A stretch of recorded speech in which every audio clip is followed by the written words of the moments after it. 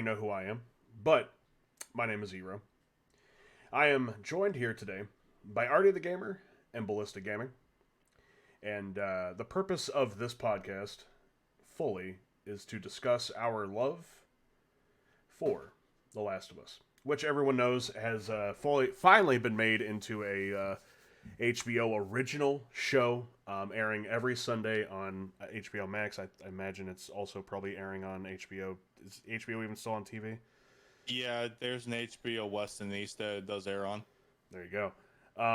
And we're going to be uploading episodes weekly after the premiere of the episode to talk about every episode from beginning to end in very great critiquing detail because you'll find out that the three of us love these games, love this universe, and everything else about it. However, this first episode, I just kind of wanted to gather with everybody and kind of not only just do introductions first and foremost, because get those out of the way so we can bypass that from this point forward. But I also just wanted us to kind of discuss our love of the games, our first experiences with the games, how the game impacted us, so on and so forth. So, let's get introductions out of the way. Like I said before, my name is Eero. You can find me over on twitch.tv/EeroTTV, variety streamer, YouTuber, blah, blah, blah. Anyway, let's get over to these two beautiful people with me. Whichever one of you wants to go first, take it away. Go ahead, Artie. Okay, all right. I figured you were gonna do that. Hey, it's Artie the Gamer. What's up? How's it going? Yeah. So as far as The Last of Us goes, it was actually one of the first games I have ever played.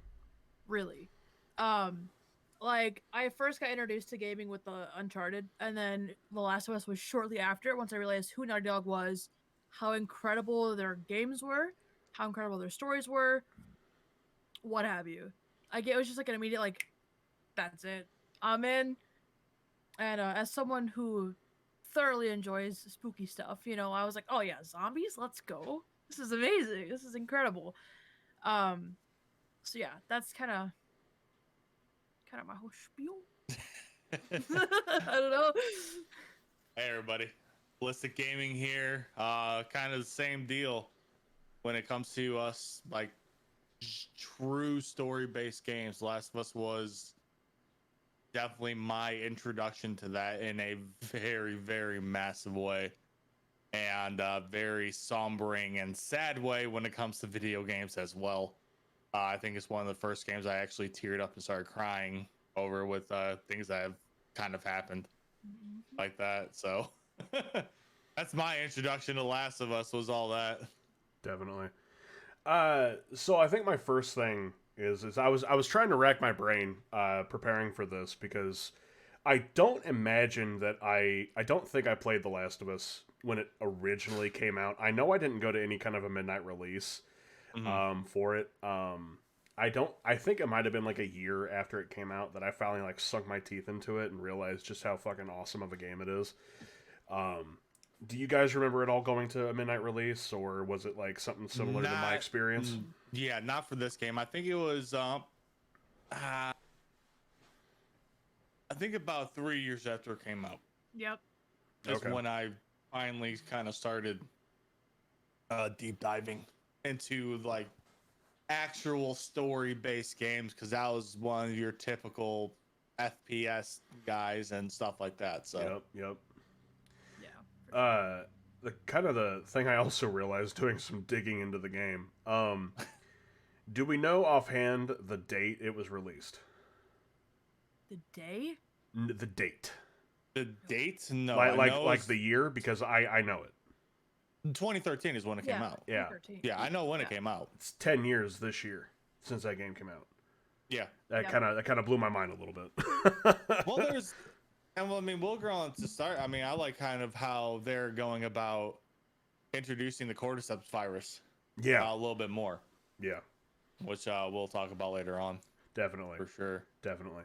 And then, I mean, of course, with The Last of Us, you also have to talk about Left Behind, which the trailers for the show, which it's not really spoiler because it's in the trailer, they have shown Riley Yes. and the I guess it was a carnival. It was a carnival inside the mall, wasn't it? Inside the mall, yeah, it was Yeah. like that Inside the mall, little there was a Ferris carousel. section. Yeah. Yeah, Yeah. carousel. So they've shown Riley and the carnival inside of the Ugh. trailer, and like, I'm not ready for that. no, I'm not at all. excited. Like I'm excited, but I don't think I'm like emotionally, because the problem I had, like, so since we're talking about the game, Mm. the only issue I had with Left Behind is as soon as they were, and spoiler for anybody who hasn't played the first game, Oh yeah, we here's your probably should have. warning right now. We probably should have thrown that at the beginning of this. Yeah, here's your Even though spoiler. it's been Like, 10 years. yeah, if you haven't But played yeah, it in spoilers. 10 years, tough shit. Here we go. Yeah. So you should know by now. Let's fucking hope. Is after they were both bitten, because as you know, Ellie was bitten and so was Riley at the end. So you figure out how it happened. I kind of wish they went a little further, kind of showing, well, this is what Ellie ended up having to do to Riley or with Riley Mhm. at that point in time, because they kind of just left it there. And then obviously the opening of the game, from about an hour or so in, is when you meet Ellie and she's already with Tessa. So that's like my little critique of just Yeah. that DLC in itself. I wish I would have went a little bit further into it, at least, like, not necessarily gameplay wise, but with the cutscene. Mhm. Yeah. Yeah. Just extend that ending cutscene and kind of explain a little bit more, like, how the hell did Ellie actually truly survive after Riley was bitten? Because obviously Ellie is immune. So Mm. I think it would have been really cool to see like the progression of Riley getting infected, yes. and then seeing how Ellie's like, why is this not happening to me? Mhm. What's going on? Things like that. I think that would have Yep. been really interesting. Yeah. That would have been, yeah, that would have been really good to go, like, because now you get a timeline, and then the Yeah. realization. Then you get, like, because you never really get a true, like, beginning to end timeline of from infected, like from like bitten or however you got it, to now you're a runner. Yeah. They never truly show that full timeline, at least in the game. Right. Well, you can kind of see it in the show slightly. Yes. Like with the grandmother, for example, which that was creepy, but Yeah. full detail into that one in episode 2 here. But like it almost felt like it was mere minutes. Yeah. Yeah, almost. Like it's weird, man. Without talking about the episode, though, there's a lot of research and kind of things that are coming along of the origin of the virus, Mm-hmm. Yeah. on how and why Ellie and Joel didn't get infected, or Joel and Sarah, sorry, Right. didn't get infected in the first place. Have either of you listened to the HBO podcast that they're doing along with No. the show? Mm-mm. So Troy I've Baker. heard bits and pieces, but not the full thing. Troy Baker is hosting a podcast to go along with the show I gotta watch that it. that airs. I listen to it off of Spotify, where you can also listen to this. So there we go.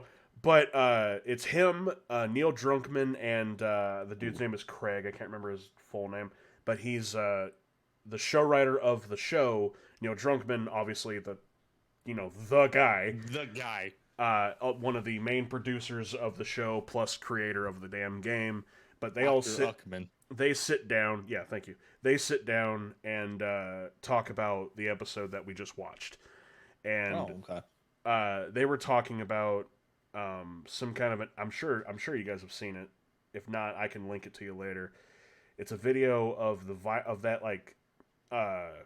virus they're using in the show Yeah. taking over an ant. Oh yeah, it's actually a real thing. Yeah. The name of the virus they're using, period, the cordyceps, the fungus, the cordyceps Yeah, fungus there it is is. a real fungus. It is a real life fungus, even in our world. It's a true thing. It's called cordyceps. That is a real thing, which makes this a little bit more creepy There you go. if you think about it. Like, because it is a real life fungi Mm-hmm. that does take over a living species. It's only sublex to believe just ants. I'm not 100% sure, but the way it takes over their brain, let's get a little sciencey and a little geeky when it comes to this cordyceps. It's crazy. The cordyceps fungus in itself. Mm-hmm. So when it takes over the brain of an ant, so when it infects an ant, stage 1, so like the runners, unlike the runners though, it clamps the ant's jaws to a branch permanently Mm-hmm. and feeds on it from the inside out before it spores up, which is fucking insane to think that a mushroom can do this. Like I think that's what makes this game super relatable, because something like this can happen. Yeah. Which I mean, this isn't a far-fetched thing. no. Which for those who are listening or watching, you Google cordyceps fungus on YouTube, and you'll find this video of this ant that I'm talking about. It's like I can't even describe the feeling that I had watching it, because it's terrifying to watch. Because you watch this, I think it's a fire ant, because he's got like big old chompers. It's something, yeah. But he loses his mind completely, or it loses its mind. I'm not trying to, you know. You just gendered an ant, man. Yeah, I'm sorry. God. Heroes We canceled. know some things. Ants Don't have dicks. We know this for a fact. Oh, good Because God. Artie Googled it during stream one day. Oh, Because you said Christ. you had an ant dick, and I was like, ants don't have dicks. Jesus. No, no, but Google that video, watch it. It'll blow your mind. I promise. Which one is it? Is it the zombie parasite takes over? I think so. Yeah. It's The National it's. Geographic one. I don't know if it's There's a National bunch. Geographic. Yeah. Yeah, I was just saying, if it's just anything that says cordyceps with the ant, I mean, that'd be what to watch. There's a lot. Yeah. Oh, is there? I'll find it once we get done.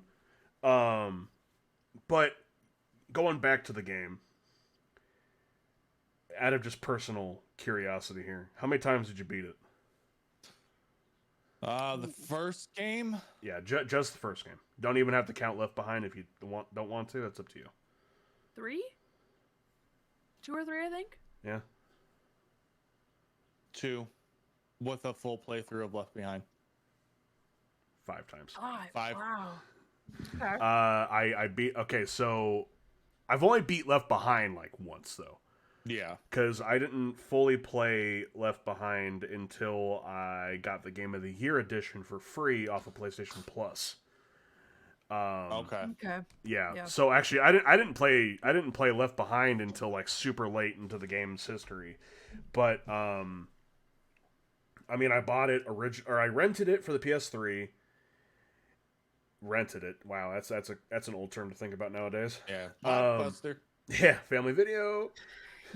And then I bought it physically, and I think at some point I sold it back, and then I bought it digitally, and that's just how it went, man. Back and then forth. yeah, like I beat it like 3 times on the PlayStation 3. I know I've beaten it twice on the PS4 because I streamed one of them on YouTube once upon a time ago. Okay. I'm probably gonna go back and beat it again on Twitch one more time.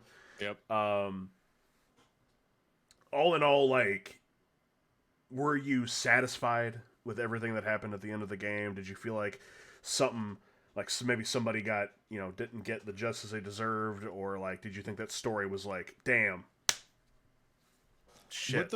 With the first one, yes, I felt pretty good with how it ended, because it kind of ended nicely. They followed the storyline thoroughly, so the first one ended the way I kind of really wanted it to. Yeah. That was with the first game. Let's say we don't have to get into the second game because I Yeah. know somebody in this call hasn't beat it, and Who? Who is Who's that? that? Woo! And as I said before we went on air, live and in living color. Ding, ding, ding. Before it went on live, we the show is obviously just based off of the first game. So we're really only going to talk about the first game. Like, granted, there are things that we're going to have to bring up from the second game. Yep. Like the video that Sarah got for Joel. In case you didn't catch that, that was Curtis and Viper too. Yeah. Fuck yeah. I love that. I'm like, yeah. All right, so I want to just kind of throw off some arcs in the game and just kind of get your gut initial reaction on it. Okay. First and foremost, I kind of have to throw out there Sarah. Oh, motherfucker! This first. All right, so Ouch. when first time I legitimately teared up in a game. Oh my god, dude, it was so bad. Troy and Ashley did such a good job with that voice acting. Because I think the first game wasn't 100% mocap in the first game. Correct me if I'm wrong. I don't think it was 100% mocap. I don't know for sure about that. I know the scene in the house. Fuck. Yeah. Everyone I've loved or care about's left me except for you. That scene. I was gonna say, I was about to look up her name. Yeah, sorry. I said Ashley because she's the one that plays Ellie. That's the name that's in my head. Sorry. No, yeah. Say the other one. Troy and not Ashley. It was a lovely actress. I've seen videos on her, like preparing for that voice acting, like with her and Troy. Yeah, I'm looking it up. And they right did now. such a damn good job because they made Sarah a relatable character. Yeah. Hannah Hayes. Hannah Sarah. Hayes. So Troy, Hannah Hayes, fantastic job overall. The things that Naughty Dog did really well leading up to the point where Sarah gets shot and killed is they made her a relatable, likable character within the first 10 seconds of the goddamn game. Mm-hmm. When you're opening up in the house, you open it up in the house, Joel walks in, Sarah's just laying there on the couch, and he wakes her up, and we all know what happens after that, but yeah, they made her feel like she was going to be a longevity character. Mm-hmm. So you start liking her, you start following her around because they did something really neat in the beginning. You played as her very slightly, but you had control over Sarah, which is a very, very naughty thing to do, Naughty Dog. Because it's like, oh, this is our character. Let me like this character. And then you fucking do that to us. Yeah. Well, and I'll it's just never forget the screeches after she gets shot Oh, when fucking Joel is God. picking her up. That has never once left my brain. Yeah. I'm just like, oh fuck. well, That's and bad. it's especially after like Joel arrives at the house and shit starts going down, Mhm. and he grabs you and you guys get into the truck. You see him kill the neighbor, and like you Yep. just like you're not controlling the vehicle. You're not driving it. All you have is just control the camera. And I think it's that like we're so accustomed to having full control over everything. I mean, especially guys like me or people like me and Ballistic. We've been doing this since the PS1. Doing gaming all of our lives. Already, I can't speak for you. Obviously, I know there's an age gap here. But sorry. Wow, leave me out then. Alright, fine. A decade. But I mean, like we've been accustomed to having that full control over everything. Yes. And just to get thrown into the scenario to where you have no control, and then you see all the actions that transpire, and Tommy's there, Joel's there, and you just see everything happen, and the plane crashes, and God, and then it gets to the big ditch with the security officer or the quarantine officer, whatever you want to call him, and yeah, it was monumental for that character to get us to, at least this is what I feel, is monumental for that character in those early minutes of the game to really get us to feel something for Sarah, and then to have it ripped away so that way we then feel for Joel, and then seeing his entire arc then play out for the remainder of the game. Yeah. And it's not like it was a quick little she's shot, she's dead. No, they played that out. Oh my god, dragged it. And they made it was not a pretty death. No. At all. No. She was in pain, she was crying, screeching, like Artie said. It's like that's the kind of thing that like gets lost on a lot of people, like a lot of developers when they do this. Gotta start sweet and quick. Naughty Dog didn't make this one sweet and quick. No, not at all. They made you feel every moment of it. Yeah. Every single moment. And actually, that reminded me of something else I wanted to ask. Because Artie, I know that you're a huge fan of Uncharted. Yes. Probably one of the biggest fans I've ever met. Now, granted, Uncharted, understatement. The original Uncharted was the first game I ever played on the PS3. I loved that game. I love all those games. The only one I haven't ever really dug into was the fourth one. Oh, it's so good. That's the reason I got into gaming in the first place, was Uncharted. Yeah. But knowing your love of Uncharted, obviously coming from Naughty Dog, did you expect that same kind of greatness from The Last of Us, or what did you think you were going to get with it? I wasn't really sure what I was gonna get, just cause like I didn't really like get into any of it until 2016, so I didn't get anything before the remaster, nothing like that, and I was just kind of like, all right, I know Uncharted's a big game, The Last of Us is a big game. I couldn't tell you the difference, to be honest, and then I played it and I was like, oh, okay, there's a difference. Yeah. But I mean, like, I was just so impressed with Naughty Dog as a whole. Yeah. Considering, like, how good Uncharted was. As, like, that being one of my first games that I ever really sat down and played all the way through. I was like, this is amazing. This is incredible. The story is great. The characters are great. I had high hopes. But I mean, like, I wouldn't be like, oh, yeah, this is on my list. It was just one of the things I think I got gifted, maybe. Yeah. And I was like, yeah, I'll play it. And I really, really just sat down and enjoyed it. It was about the same way for me when it comes to the beginning of the game. Yeah. Because I was, NHL, Battlefield. Those were my games. And I never really had the attention span, I guess. I didn't really have that gamer mindset to go through an entirety of a game like that. And I mean, fuck, it had me within the first 10 minutes. Oh, yeah. First 10 minutes, and I was there. Yeah. I was kind of amazed with how quickly it brought you into the game. Because a lot of times when you're playing a new story mode game like that, it takes like an hour or so to like get into the nitty gritty of it, where you're starting to fight people, things like that. But The Last of Us, just, you're in. Definitely. Good luck. They needed it, but I think the thing is that they needed to do that. They needed to get you within that first 10 minutes.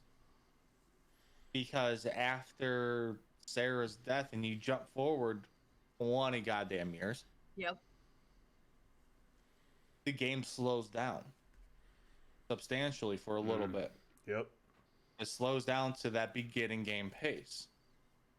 So you have all that shit happen, boom, and then you kind of get introduced to the story or introduced to the game.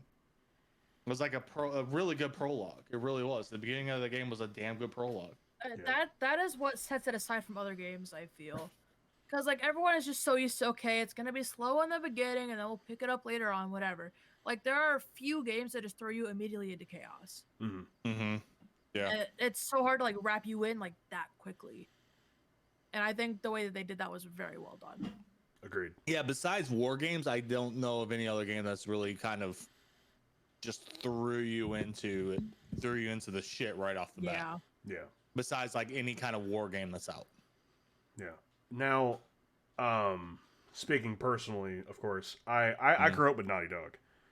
Because, I mean, obviously Naughty Dog, they made Crash Bandicoot. So, and I mean, granted, they've made a million other titles, I'm sure, but like, I can't notably make out any like big highlight ones between Crash and Uncharted. Yeah. Now, granted, I'm sure I'm gonna get heat for that later because I'm sure there's a couple in there I'm missing that are fantastic. But forgive me. But I mean, like Jack and Daxter. Jack and Daxter, yeah, another good one. But I mean, you go from Crash to Uncharted, and then you come out with a juggernaut like The Last of Us. I like. There's no way they had any like intelligible thought that The Last of Us was gonna be as big as it was gonna be. As I mean, this game feels like it's taken over an entire, part of media. I mean, we're getting a show of it now. I mean, there for a while, especially leading up to the hype up to the show. That's all my TikTok FYP was. God. Yep. That was crazy. So What?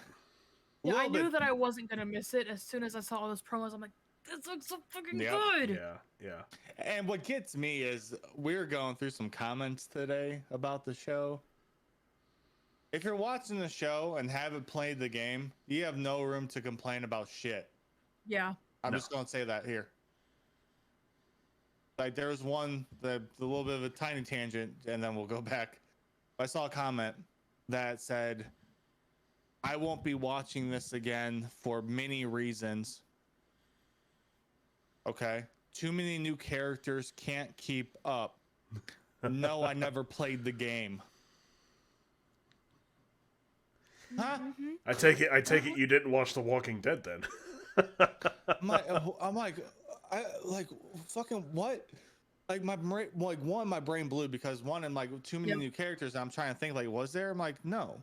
No, not at all. Besides like the little miscellaneous characters that they kind of introduced because it's a show. It's not a fucking game. You kind of have to run into people. Yeah. You can't have it focused. So yes, you have the neighbors and the old lady, whatever.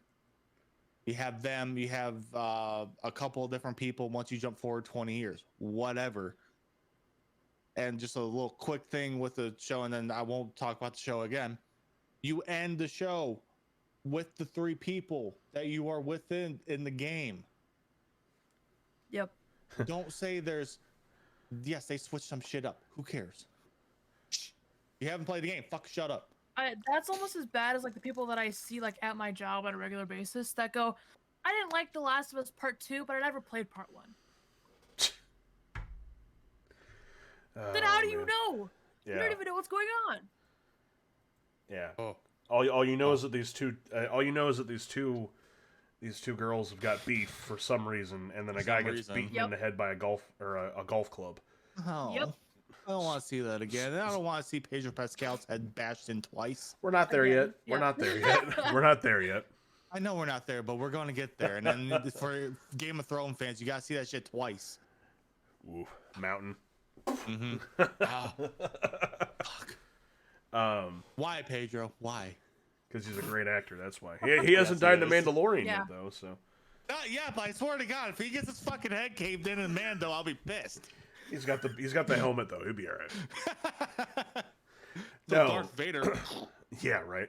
I'm No, sorry, that's way but nice. No, but to go back. Yeah. Sorry. No, you're fine. You're fine. To go back, another moment that I really enjoyed, and it kicked my ass about 100 times. You got Bill and the high school gym, Mm-hmm. where you run into your first Yep. bloater. Yep. Fucking fucking Forever. bloaters, man. That Yeah. shit took forever. Yeah.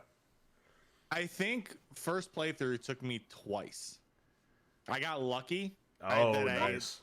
Because I was an ammo whore. I was an ammo whore. Yeah. Anytime I could sneak, I snuck. And I saved up the ammo until I couldn't use it. So I had Molotovs and bombs. And those are the... you gotta use those. Yeah, it's the bread and butter, that's for sure. Gotta fucking use those. Yep. And luckily, like, those were still throwables. If you, like, in the fucking second one, you had to place that shit, take your time and place the goddamn bomb. Yeah. That sucks. The little things they did. Fucking bloater, man. Yeah. I think in the second game, they made the bloater harder.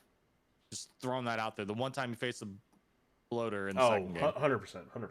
it made the fucker harder. Yep. So I'm running through there. I'm like, this wasn't like this before. No, but your thoughts on Bill though, and him as a character with his entire arc, that he, like his little mini arc that he had there for like 5 minutes. I think it was good for what the purpose that he served. I mean, you had the. How am I trying to say this? You had like that little bit that you needed with him, like how he was, how that town was, and they kind of introduced his character really quickly, and they gave him an entire character line Mm-hmm. super quickly, and you liked them and you didn't at the same time. I Mhm. love the interactions between him and Ellie. Yeah. Like it was fucking like I cannot wait to see that with the guy who plays Bill and then Bella Ramsey. Yeah. Yeah. I can't fucking wait to see that. That's gonna be so goddamn like I'm probably gonna be laughing my ass off with What that. is it? Was it Nick Offerman? I think. I think so, yeah. Yeah, he's gonna be Bill. Which it's the guy from The Office. No, Yeah. Parks and Parks Rec. and Rec. Parks and Rec. Sorry, Parks and sorry. Rec. Yep. I haven't seen either show, and like they're basically haven't either. in my brain they're the same show. Sorry. Yep. They pretty much are. Artie. I mean, yeah. The first thing I thought was like, wow, this guy's paranoid, because he's got all these tripwires everywhere. Oh yeah, the introduction And is I'm just like, oh shit. my god! I'm like, this guy has the whole town rigged up. Yeah. You know, and it's like Mm. later on, you're like, okay, I guess it makes sense why he did that. But, yeah. I mean, like overall, I don't think he's a bad guy. Like he's got good intentions. He's just got a hard exterior. Mm. Which I think you have to in that kind of Oh, yeah. timeline.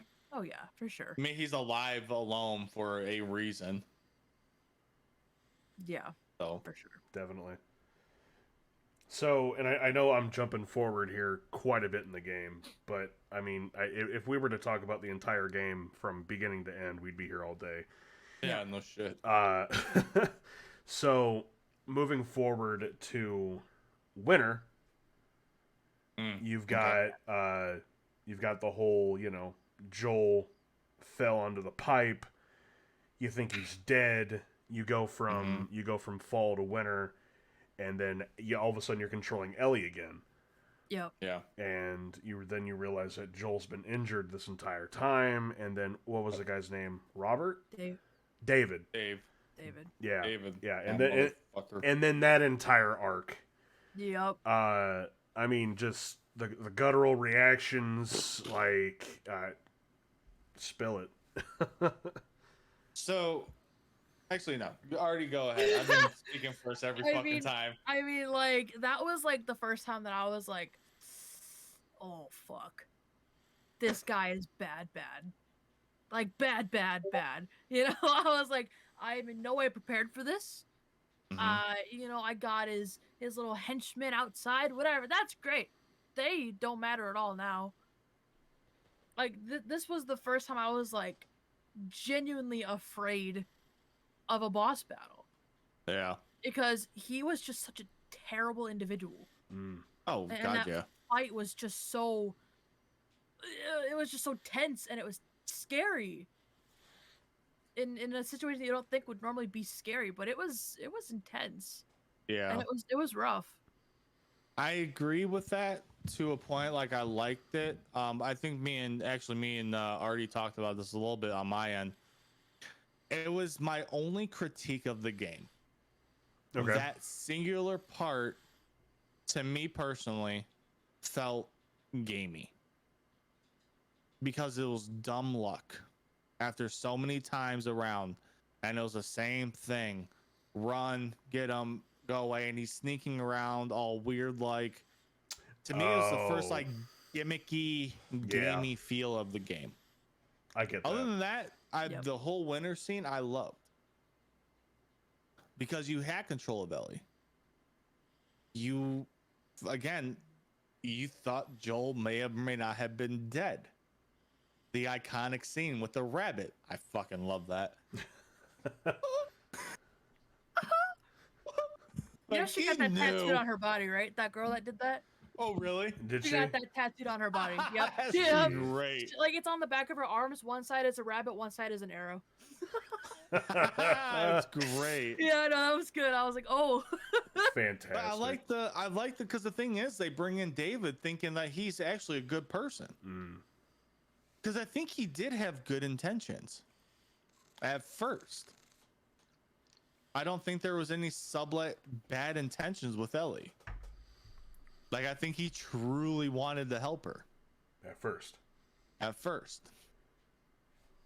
And then that character arc showed its face. You see, I gotta disagree with you a little bit there, because like, especially guys like that, like they've got one kind of particular mindset, Yeah. and I don't know, man. I think he knew exactly what he wanted the second he saw her, and then he realized that she was by herself, and she was so defensive. Yeah, I think he knew exactly what he wanted, but and then of course like the ending of that boss battle where it like splits apart you and Joel. Yeah. Like was you're running Mhm. from him as Ellie, and then like you're running from other people and like attacking other people as Joel, and it Mhm. all meets up to this giant climactic like thing where she kills David, and then Joel comes to her, and like, and then that Yeah. like that was the, I mean, that was the moment for both of their characters of like Yes. we're obviously like, oh, how do I put it? Like the father-daughter aspect really. You saw that he Yeah. actually cared Yeah. for her. Yeah. Truly. Yeah. This is the first time in the entire game you hear him say, "Oh, baby girl," Yeah. and you're like, "There it is. Yep. There it is, right there." Nothing's going to be the same at that moment.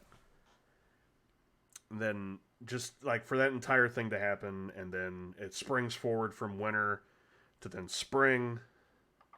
And I just, again, I know I'm jumping forward by quite a bit, but we are just We about got it. out of time here tonight.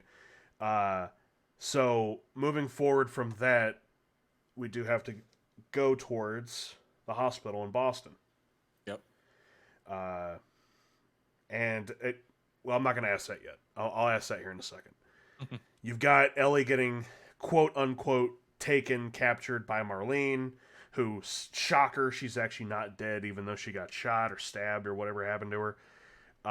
Shot. Was it shot? I thought it was shot. So Which it almost felt like she was like almost like the ringleader of the entire thing, like behind the Fireflies and all that. And like, again, here you are as Joel, powerless, going through the hospital, worried that you're not going to be able to save her, and then the climax of the game. yeah. Oh, yeah, that whole fucking hospital scene. Yeah. Tough.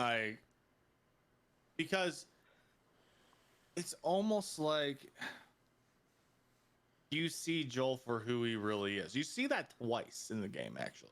Yeah. Kind of backtracking when you're splitting between Joel and Ellie, and now he's getting up and searching for Ellie. You see that twice.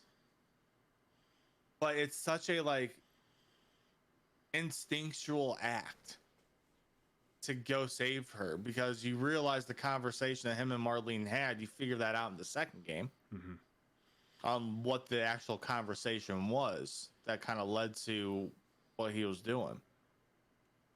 And yeah, you're going up and you're doing everything, and then you see the doors, the double doors. Is it a double door or is it a single door? I think it was a double.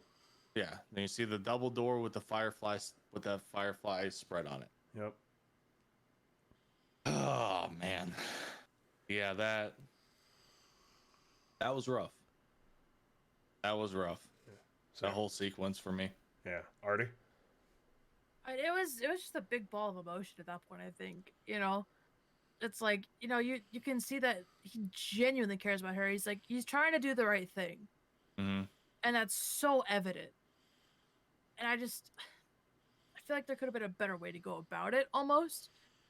Well, But that's that conspiracy theory, or that running theory with how it was Joel selfish or what. Like there's yeah, exactly. that whole fucking thing. I was like, obviously he wants the best for her, but everyone else like, we want a cure, but it's not a feasible thing. Right. Right. So it's just that interesting kind of gray area about like Joel. He's got good intentions, Mm-hmm. but it was also in a way selfish. I mean, since we're touching on it already, it was going to be my final question of this. Was Joel right, in your opinion? Oh. I know that's the hardest question It's that the hard anybody question. could ask about this game, about this lore, about this universe. And like no matter what you say, someone will have a rebuttal. Oh, yeah. And like there's two sides to every coin when it comes to this conversation. But like I don't know, man. I'm gonna stick with he had good intentions. Yeah. Yeah. Because he wanted the best for Ellie. And I'm just gonna leave it at that. So I'll go a little bit deeper than that. Did he do the right thing? No. Did he do it for the right reasons? Yeah. For that being said, even if they had a cure, and I'm going like I said, I'm going a little deeper. If they actually had a cure, do you really think the Fireflies gave a shit other than themselves at that point? Do you think Jill saw that? Like, would her death actually mean shit, or was it just be a cure for this one very small, select group of people? Right. Think about that. The entire world is infected, not just the United States. The entire world. Yep. I think one small, little, inky dinky hospital with one little sample of a girl's, whatever the hell it was in her head that has her immune was going to help. Oh. Okay. Interesting. That's my take on it. I mean, I get it though. Yeah. I don't ever know It's how like- to answer that question because like, it's such a loaded question because it's like you said, Ernie. It's like he had very good intentions on like he obviously cares for Ellie. You know, they've just spent the better half of 3/4 of a year together, and they've grown to become almost inseparable. Yeah. He is very unhealthily, uh, toxically. That's probably the better word I'm looking for. He's trying to replace Sarah with Ellie. Yep. Yes, That's yes. that's the entire thing about it. That's why Yep. when I said, like, when you hear him call her baby girl, Yep. yeah, that was it yeah. right there. And like, but almost at the same point, you almost get the feeling that Ellie's trying to replace some kind of like a parental figure / father figure with Joel.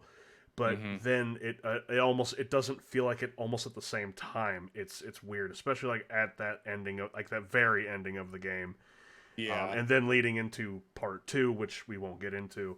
But it's a loaded question, man, and I definitely like I'm very intrigued to see how they're going to partake and like pick apart all of those pieces of the ultimate puzzle in the show. Last two things, and then we're gonna wrap up. I just want to get y'all's favorite moment in the game. And then I want to get what your favorite moment's probably going to be in the show, like period. Ooh. So, whichever of you got it first, go right ahead. I really like the giraffe scene in the game. I love that fucking scene.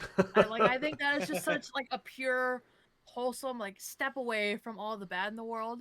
I'd be like, oh, look at the giraffe. They better recreate it. That's all I Cute. know. Yeah, I think they will. they have to. That is such like a huge moment in the game Yeah. because it's like the first time that like Joel and Ellie like see something besides, clickers or runners or anything bad. Like there's no one trying to kill them in that moment. There's no kind of zombies around. They're just there together, enjoying that wonderful sight of the elephants. Yeah. Or just the giraffes, whatever the fuck they are. Some animal. The Whatever. giraffe. Yeah. God, It's definitely a giraffe. elephants, I have no idea. But Oh. yeah, that's probably my favorite. I don't know. There's a lot that I'm excited to see with the show for Yeah. sure. Like I say, how do they do it? Like however they execute everything, I think it's gonna be really interesting. I think for me it was the reunion of Tommy and Joel. When he rolls up to the camp. Mm-hmm. Okay. Because you go through that whole game with how Joel is talking that Tommy hates him. Yeah. And you kind of have that mindset like, oh shit, that's Tommy, because you recognize the voice. And then he just gives Joel a huge hug. I think that right there is my favorite part of that game. Like right there. And then you kind of get introduced to Jackson, how he kind of created a whole massive city in itself. Yeah. In the show, I'm interested to see how they recreate Ellie killing a person for the first time. Oh yeah. Okay. I'm interested to see how they're going to portray that. Because in the game, it's kind of a little more nonchalant in the game. You kind of cut back to her and she's like, "Oh, I really shot the shit out of that guy, huh?"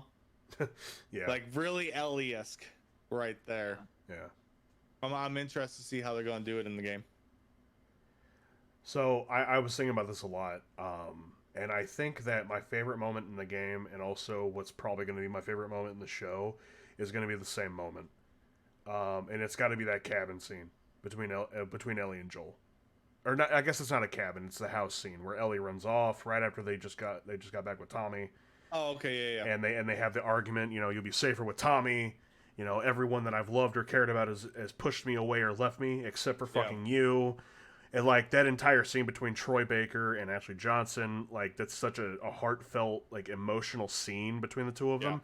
And I can't wait to see, because Pedro Pascal's hands down one of my favorite actors of all time. He's an amazing fucking actor. He really is. I mean, between Game of Thrones, Narcos, is it Narcos? I think I got that right.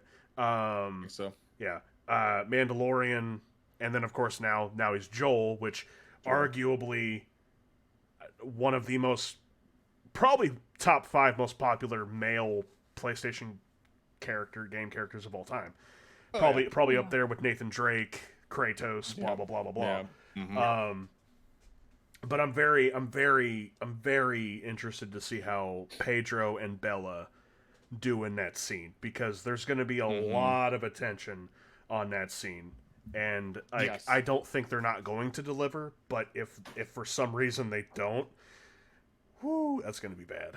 That is going to be bad. But I think they do have a chemistry. Yes, a absolutely. very good father-daughter chemistry, because you see them in, like, I think it was at the award shows. Yeah. They're always holding hands. It's goddamn adorable. Yeah. Okay. And I keep on forgetting that she is not as young as we think she is. No, like, no. I forget. I'm like, oh yeah, she's not a little fucking girl. She's 19. I think so, yeah. Yep. But I'm like, that's so wholesome to see, though. It shows you that, like, because obviously they filmed the entire fucking series already, and to see that, I think there is a true father-daughter relationship there. So I am interested to see that part as well. That's going to be a really good thing to see. Yeah. I lied. I did want to ask one more question, and this is just a simple yes or no. Did the girl that played Sarah in the show do a good job? Oh yeah. 100%. Did you cry? You definitely did. I looked over at you. I was not crying. No, You were. No. There was a little bit of tearage, but there was no fallage. All right. No Okay? fallage. Okay. Up, man. It's like, Yeah, no, I definitely welled up a Very little good. bit, but nothing actually fell out. I had one. I had one fall, and I was like, "Damn it, they got me again." Yep.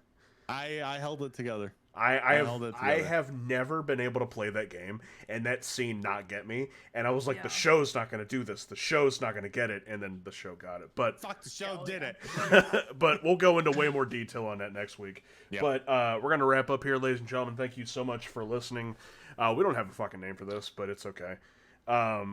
This is the ECast X Shit Squad podcast, and we're just covering over our love for The Last of Us.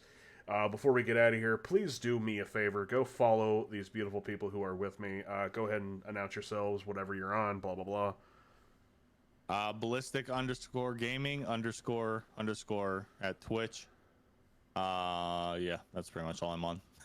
Yeah, I'm pretty much Artie the Gamer on everything as far as Twitch, YouTube, Twitter, Instagram, what have you. It's all pretty much exactly the same. Artie the Gamer. Fantastic. And of course, you already know, but you can follow me, EroTTV, on pretty much everything except for YouTube, because there's no TTV on YouTube. Love that. It's also a dead channel anyway, so not like it matters. But anyway, we'll be back next week to talk about episode 1 of HBO's original series, The Last of Us, and we'll just keep going from there. Artie, Ballistic, thank you so much for joining me. Thank you for having us. Thank you for having us, man. And we'll see you next week.